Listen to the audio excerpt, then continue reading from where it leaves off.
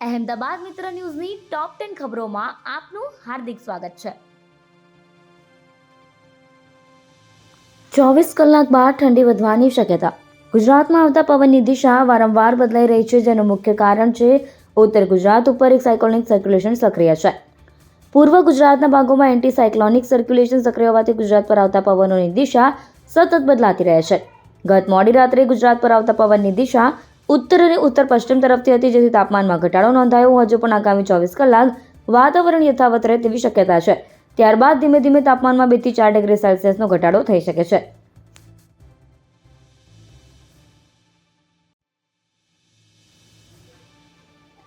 Common civil code લાગુ કરવા ગુજરાત સરકારની તૈયારી। ગુજરાતમાં કોમન સિવિલ કોડની આવશ્યકતા ચકાસવા અને કાયદા માટેનો મુસદ્દો તૈયાર કરવા માટે સુપ્રીમ કોર્ટના નિવૃત્ત ન્યાયાધીશ રંજના દેસાઈની અધ્યક્ષતામાં કમિટી રચવાનો નિર્ણય કરાયો છે। કમિટીમાં કોઈ મુસ્લિમ સભ્ય ન હોય। ઇમરાન ખેડાવાલે કહ્યું હતું કે કમિટીમાં મુસ્લિમ મૌલાના કે ઉલેમાનો સમાવેશ કરવો જોઈએ, તો આદિવાસી નેતા ચૈત્ર વસાવે આદિવાસી સમાજને યુસીસીથી બહાર રાખવાની માંગ કરી છે।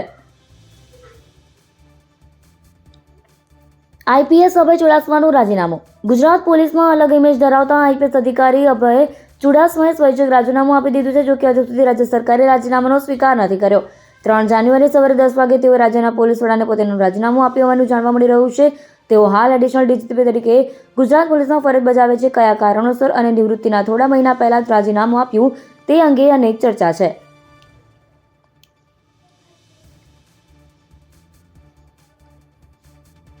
દર વર્ષે 3 લાખ ગુજરાતીઓ કેરળમાં મુસાફરી કરે છે। કેરળ ઉનાળામાં સ્થાનિક પ્રવાસીઓની સંખ્યા વધારવા માટે ઓલ ઇન્ડિયા કેમ્પેઇન શરૂ કરવા જઈ રહ્યો છે, જેમાં ખાસ ગુજરાતીઓ દર વર્ષ લાખોની સંખ્યામાં કેરળની મુલાકાત લે છે। ગત વર્ષે 3 લાખ ગુજરાતીઓ પરિવાર સાથે કેરળના અલગ અલગ જગ્યાએ પહોંચ્યા હતા। હજુ વધુ ગુજરાતી ત્યાં આવે તે માટે કેરળ સરકાર અને કેરળ ટુરિઝમ દ્વારા ખાસ વ્યવસ્થા કરવામાં આવશે।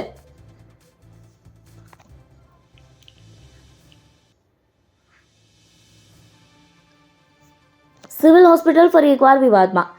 એશિયાની સૌથી મોટી સિવિલ હોસ્પિટલમાં દારૂની બોટલનો વિડીયો વાયરલ થયો છે। 1200 બેડની હોસ્પિટલ પાસે જાહેરમાં દારૂની બોટલ પડી હોવાનો વિડીયો વાયરલ થયો છે। આ ઉપરાંત હોસ્પિટલના ઠેર ઠેર પડેલા કચરાના ઢગલા અને ગંદકીના વિડીયો પણ સામે આવ્યા છે। આ અંગે સિવિલ પ્રશાસન દ્વારા તપાસ કરવામાં આવી રહી છે।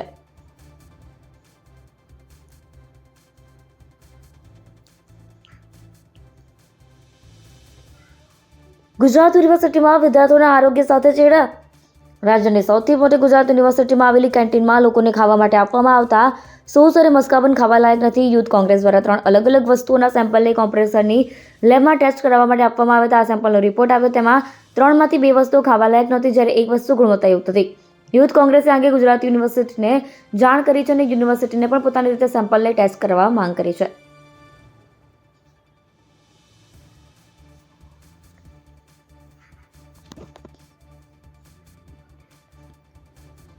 ત્રણ મહાનગરમાંથી પ્રયાગરાજની પ્રથમ વોલ્વો બસ ઉપડી।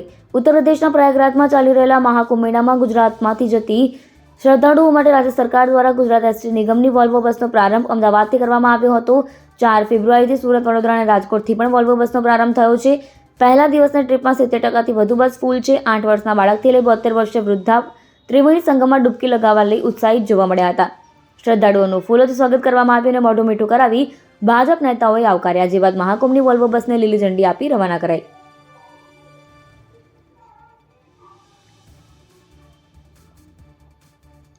ભાજપ કંસના વંશજ છે। આમ આદમી પાર્ટીના 8 ઉમેદવારોના ફોર્મ રદ થવા મામલે 4 ફેબ્રુઆરીએ ઈસુદાન ગઢવીએ જણાવ્યું હતું કે ભાણવડમાં ભાજપે ઉમેદવાર જ ઊભા ન થાય એવા પ્રયાસ કર્યા છે। ભાણવડ નગરપાલિકાની ચૂંટણીમાં ભાજપના મંત્રી મુળુભાઈ બેરાના પુત્રના દબાણથી રિટર્નિંગ ઓફિસર આરઓએ ફોર્મ રદ કર્યા છે। પુરાવાનો પણ નાશ કર્યો છે। ભાજપવાળા કંસના વંશજ છે, કોઈના સગા નથી। તમે ભાજપના કાર્યકર્તા હશો અને આડા ચાલશો તો અમરેલીની જેમ તમારી દીકરીઓના પણ સરઘસ કાઢશે જ। ભાજપનો સગ્ગો મામો પણ ઊભો હોય તો એને કંસ જ સમજશો। ભાજપના નિશાનવાળું બટન ક્યારેય ના દબાવતા।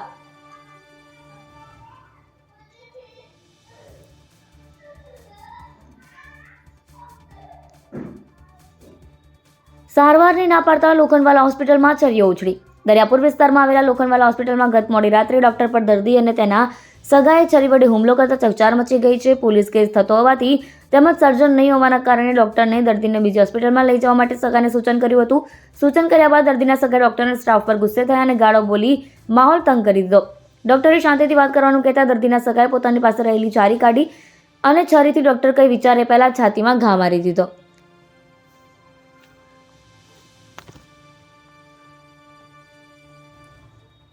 ગેરકાયદેસર દબાણ ટ્રાફિકથી મુસાફરો હેરાન. અમદાવાદના કાલુપુર રેલવે સ્ટેશનનું રીડેવલપમેન્ટ ચાલી રહ્યું છે. રેલવે સ્ટેશન જવા માટે સરસપુર તરફ પ્લેટફોર્મ નંબર 12 આવેલું છે, જ્યાંથી મુસાફરો અવરજવર કરે છે. શહેરના પૂર્વ વિસ્તારમાં જનારા નાગરિકો સરસપુરના પ્લેટફોર્મ નંબર 12 તરફથી જતા હોય છે, ત્યારે રેલવે સ્ટેશનની બહાર ખૂબ ભીડ થાય છે. લારીઓવાળા અને રિક્ષાવાળાઓનો ખૂબ જ ટ્રસ્ટ છે, જેના કારણે મુસાફરોને અવરજવરમાં તકલીફ પડે છે. અહેમદાબાદ મિત્ર ન્યૂઝની યુટ્યુબ ચેનલને સબસ્ક્રાઇબ કરો અને બેલ આઇકન જરૂરથી દબાવો, જેથી મહત્વના સમાચાર આપના સુધી જલ્દીથી પહોંચે.